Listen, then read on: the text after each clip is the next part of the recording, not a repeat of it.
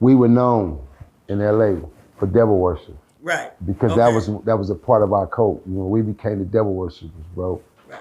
And I'm giving it to you with all honesty because that was something that was part of my life that in 1992, becoming the peace treaty advocate is what took me out of that element.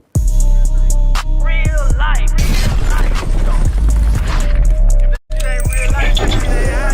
It ain't real life. Just ain't real life. Street Starz. You know what time it is. There was two brothers, and I can't think of their names right now, but they're from California, right? And they practiced devil worshiping back in the day. Did you know anything about that? And they were Bloods. And they grew up real good, but then they got into devil worshiping. And I don't know their names off the top of my head. But you ever heard of any gangbangers praying to the devil to get, you know? Hey, I'm gonna tell you this, and I mean this shit from the bottom of my heart, and I don't say it for no viral aspect. You asked me an honest question, and it really, from a spiritual standpoint, bro, that shit just hit me. It hit me a certain kind of way, because I'm like, how the fuck this nigga know? Right. Like, what kind of research has he been doing? Right. I just watch a lot of gang shit. But bro, I was from a crew. When I got paroled out of Folsom in 1986, bro. Right. I'm doing a joke. I got paroled out of Folsom. I got recruited in this crew, Money, Mac, and Murder. Mm-hmm. And my initiation in this crew was, if I want to come up and I wanted my own, and I want to better establish my own crew of niggas and establish my own as the leader that I was, then okay, here we go. Here go your front. We're gonna give you your bird. But you're responsible for your bird, and you're responsible for getting it to the next stage. So this when the OT game hit us in 1984, 85. But what is the OT game, Big Cap? Out of town. Okay. This is when we got into the whoop, doubling up our shit, taking one bird, flipping it into two, and we ship it. Feel me? Basically, you know, out of town distribution. So from that point, I was given a bird. And that bird was broke down into a cookie, which is two big cookies. You cook it in a binker. It breaks down into cookies. Okay. So I got a bird. Bust it down, put it in the jockey strap it around, put it on me, put my drawers on, walk straight through the airport, get on the airplane. Right. At that time, it was safe haven to do it like that because it wasn't this high tech, dogs, none of that. Yeah. TSA it was a whole different ball game. It was September sweet. 11th, yeah. It was like you literally can walk with it in your hand, you know what I mean? Until they got wind of it. And that was for at least a good 7 to 8 years, it was like that. So once I got involved from that aspect and I got into the clique, come to find out, the founder, you know, one of the leaders, was this young cat, great cat from Anthony's Park, Miller's Gangster area. I ain't gonna utilize the name, because one of my bros, he's my dog, he's rest in peace. But we were known in LA for devil worship. Right. Because that was a part of our code. You know, we became the devil worshippers, bro. Right. And I'm giving it to you with all honesty because that was something that was part of my life that in 1992, becoming the peace treaty advocate is what took me out of that element where I started trying to give my soul back to God. Right. So that's why you said earlier you had sold your soul? Is that why you mentioned that? Yeah. So if you don't mind, can we dive a little deep into the... Hey man, I'm fucked up, man. Yeah, no. Like, God damn, that's crazy. So I want to ask this, and the reason I'm asking this is for people of young ages. You know, your mind can be influenced. You know, I have a son that's he just turned 20, and I could just see his mind get influenced by just certain things, right? And so if you're practicing devil worshiping, what are some of the things that you would have to do when you were either talking to the devil or what did he want? Well, basically, our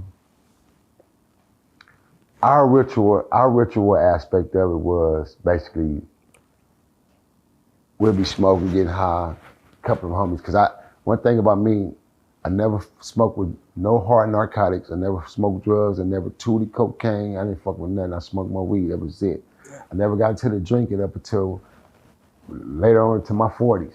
Right. You ever fuck with the wet angel dust? None of that shit. I didn't need none of it, bro. I was already volatile. My temper. I'm temperament. Right. I'm a fighter, trigger man, whatever you need, I'm gonna bring it. Right. You know what I mean?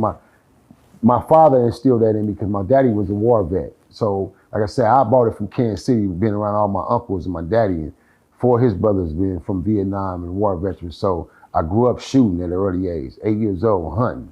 Right. That's why it's one of my favorite, biggest hobbies in sports right now in the day. Right, so the first thing you killed was like animal, like hunting and shit when you was young, right? So that's why I was asking, so like, going back into the question of the ritual, our particular standpoint of rituals was we were just more or less suicidal. Like, give you an example. The homie say, I'm gonna just use the word G as a name. I'm gonna just use G. Okay. The homie G say, hey fool, you know I just went and got my $1 million policy, fool. Cause you know I might just die tomorrow. Right. You say shit like that. And I said, what? But in actuality, he's serious. So now here it is, we fall in league, we going to get policies. So I went and got my policy. We had just went and bought us a 20-foot bay liner. We pieced up, went and got us a 20-foot bay liner, right? Yeah. Boat. And we had to start throwing these parties on San Pedro Harbor, where all the LA was, all the Damus from different hoods would come to the beach. We were throwing these big old super beach parties and shit. So we bought the boat, then we bought jet skis. So I was on my jet ski one day. We out there clowning in the water. We about 8, 9 deep. We clowning. And mind you, I just got this policy, bro. Not even 5, 6 days that I got this policy on myself. And so I'm dipping in the water. And my good smart dumb ass not realizing, hey man, you're not on pavement. This thing not gonna just stop. So when I went to dip, I tipped the nose in the water. Whoop. And the rocks to the shore, it spent like this. It took me right on up the rocks. Right. So I let the bike go. It flew off of it, and the bike just blew. Blah! So here come the Coast Guards, all that. They had to come and get me. Right. One of the homies pulled up. I jumped on his jet ski, got off the jet ski. They come get mine out the water. 3 days later, we at our main house. Once again, I jump on a motorcycle. It's one of my little homie's bikes. His bike. I tell him, hey, let me ride right quick. So I jump on his motorcycle, and I cut ass coming down 132nd. I'm in Compton in Westside Park Hood. And I'm coming down 132nd, and I'm finna cross Central, and it's all ongoing traffic. It's a main boulevard. Right. And I go to break down, and the bike ski on me, not stopping instantly. And I go straight through ongoing traffic. And a diesel and a couple of cars, like, just really barely missed me. And I bust down, and I came out with a quick left without hitting the fence and the gate, the wall, because that was my next stop, that wall. And I hit that left and came out of it like, whew, and just like it was like a whole spirit came through me, like a protection that stopped me from dying right then and there instantly. Because my next impact was that wall, bro. Right. It was that wall, and once I hit that wall, if I let go of the bike, I'm damaged regardless. And I'm on a little speed motorcycle bike, you feel me? So it's like,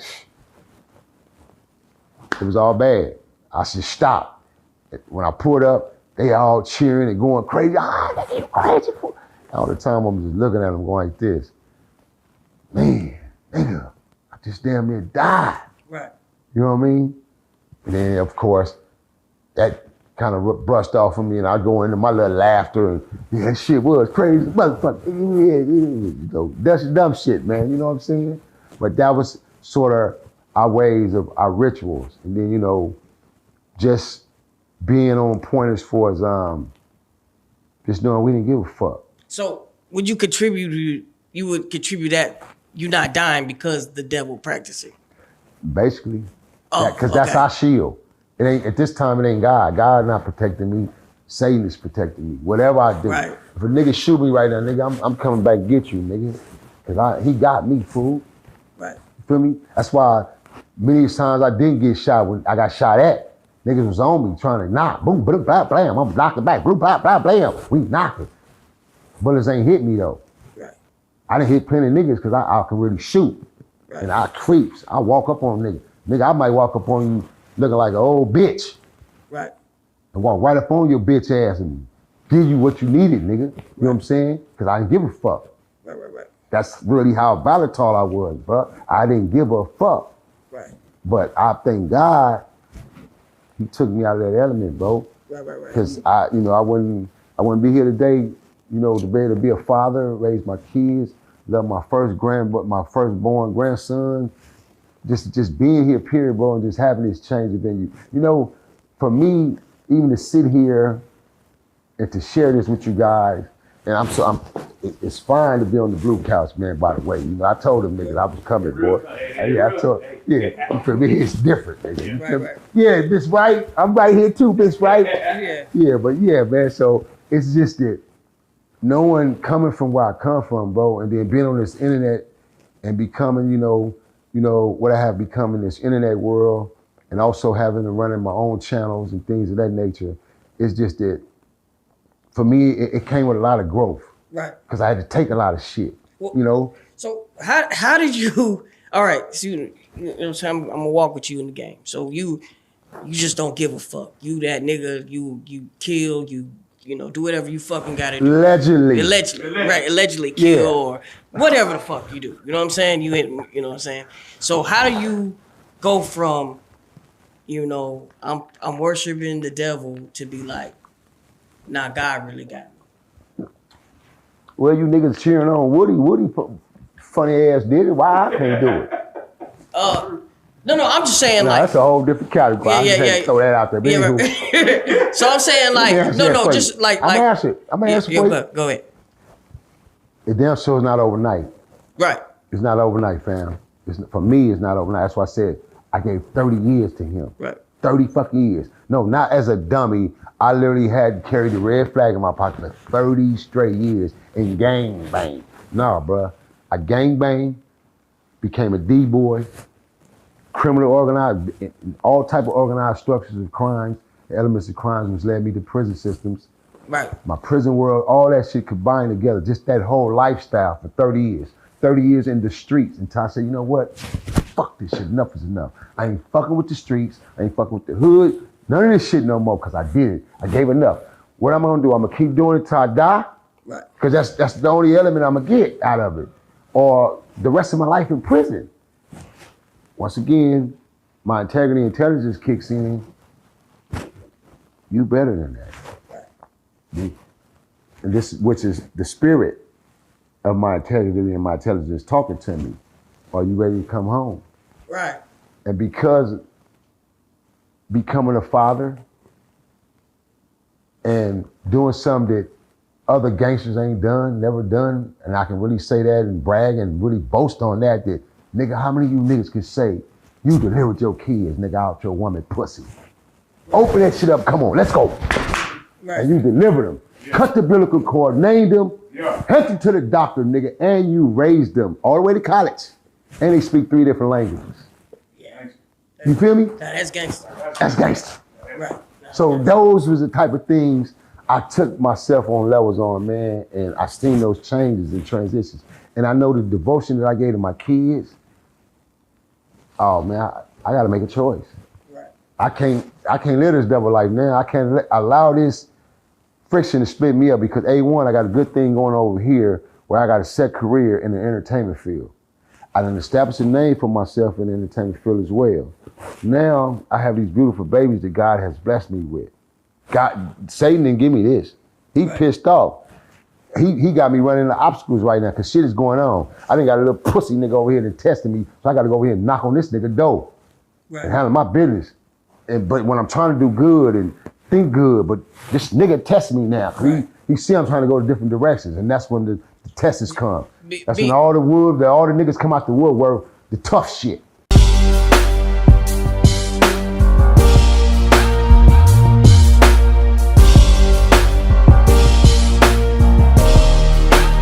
Shout out Reallyfe Street Starz, nigga. Move. Hey.